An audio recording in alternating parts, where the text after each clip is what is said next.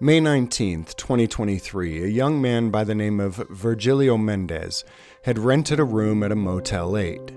He had gone outside to eat his dinner and make a phone call when Sergeant Kunovich of the St. Johns County Sheriff's Department spotted Mendez. Nobody had called about Mendez, and the only thing Sergeant Kunovich had seen Mendez doing was existing, out in public in the evening. It should be noted, as it may be very relevant to this story, that at this time, North Korea had a curfew in place from 8 p.m. to 5 a.m. Due to the fact that over the last 2 decades, the U.S. has been adopting so many North Korean policies, it's reasonable to believe that Sergeant Kunovich may have been under the impression that North Korea's curfews also applied to the U.S. Stop!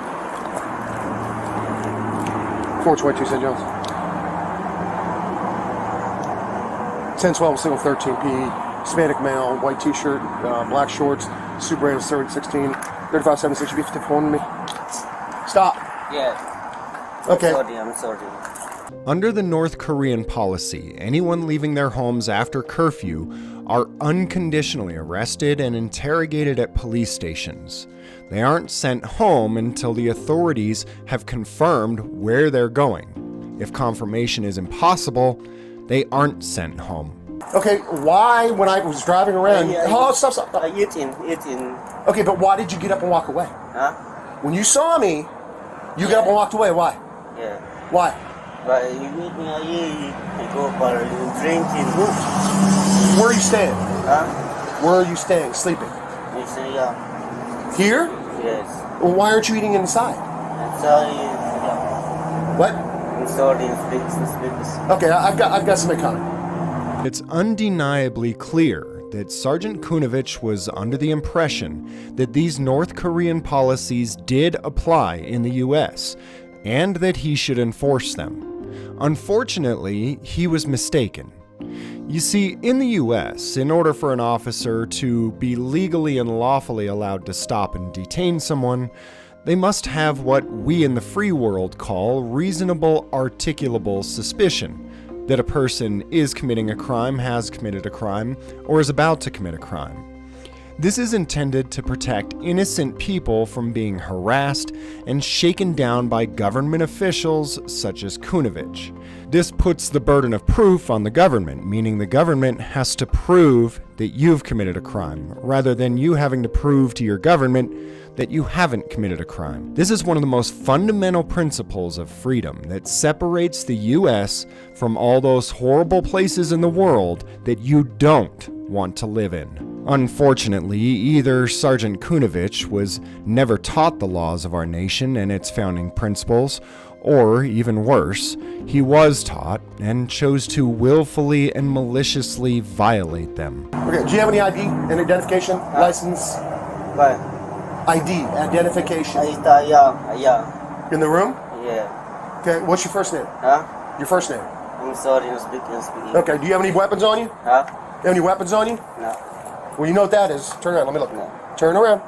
Turn around. But no. Don't walk away from me. No, sorry. Don't pull away from me. I'm checking you for what? Get your hands away from your... No. Stop. No. Stop. No. I'm sorry. Hey. At this point, Sergeant Kunovich violently attacks the man who is suspected of no crime, simply for being outside of a hotel that he has paid for. Other officers arrive on scene and help Kunovich with the attack, beating and tasing the man for at least 6 minutes. This is when things take a dark turn, but miraculously not for the victim this time.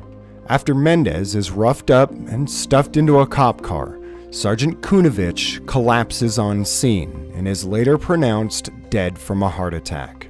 Sadly, his final acts on this earth were to violate the rights of an innocent man. Under federal statute 18 U.S.C. 242, it is a felony to violate someone's rights under color of law, punishable by up to 10 years in prison or death. Sergeant Kunovich tragically died while in the commission of a federal crime, which ironically is punishable by death. While I personally believe that all life is sacred, I do understand the sentiments of people who would say something like this about the situation. He will never again harm another innocent man, woman, or child. He died like a dog. He died like a coward. The world is now a much safer place. But the story doesn't end here. Mendez was charged for the murder of Sergeant Kunovich after this incident. The charges were later changed to manslaughter. Since that day, 18-year-old Mendez has been sitting in jail without bond for the death of Kunovich. New details about the line-of-duty death of St. Johns County Sheriff's Sergeant Michael Kunovich. Well, Joy, some of that new information that came out today finally explains why there was an interaction between Sergeant Kunovich and Aguilar Mendez. Sergeant Deputy Michael Kunovich was legally out with a person that was at a permanently closed business in the area of 16 and 95. With the body cam not yet released, Sheriff Robert Hardwick tells two lies in just 10 seconds. One, that his sergeant was legally out with a suspect. Was legally out with a person. It is illegal to detain someone without reasonable suspicion of a crime, which his sergeant had done. He also claims that the individual was at a permanently closed business. That was at a permanently closed business in the area. Which is just an outright lie. He was at a Motel 8 at which he had purchased a hotel room. Clearly, the business was open. He checked out with him simply to say, hey, why are you on this property trespassing? That was a simple thing, simple task. Sheriff Hardwick now insinuates that Mendez was trespassing. But trespassing is when you illegally enter or remain on the property of another without their permission. Mendez was on the property of the Motel 8 as a paying customer, with their permission, and Sergeant Kunovich had absolutely no reason to believe otherwise, or in other words, no reasonable articulable suspicion that he was trespassing, which would have been required for a legal detention. As the body camera footage will come out and show you, it was by the book, textbook, and all the suspect had to do was comply.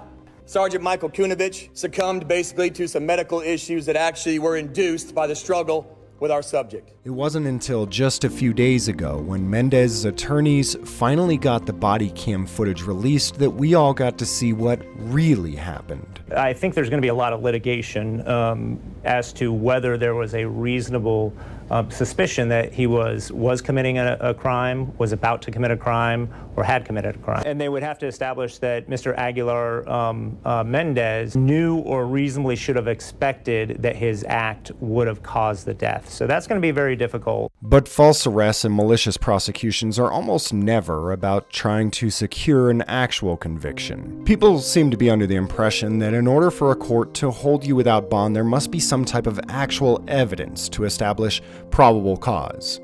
That's not true. The sworn affidavit, or sworn written testimony of a police officer, is considered to be enough evidence for a court to find probable cause that you committed a crime. Absolutely no real evidence is necessary, and almost no police officer is ever criminally charged for filing false affidavits. So police use this tactic all the time of filing false affidavits to get you thrown in jail, knowing that it's enough to have you held until trial. They know that they're going to lose at trial because they have no actual evidence, but they don't care. They got you locked up pending trial for something they know you didn't do, which essentially was the punishment. And this is where the plot thickens even more. It was already illegal for Kunovich to violate Mendez's rights. But as soon as Kunovich passed away, it appears that other deputies, the sheriff himself, and possibly prosecutors may have conspired to further violate Mendez's rights by having him locked up for the last 7 months for a crime they know he didn't commit. But I suppose that probably just sounds like a silly conspiracy theory. Let me know what you guys think in the comments below. Also, don't forget to check out the merch store for some awesome designs.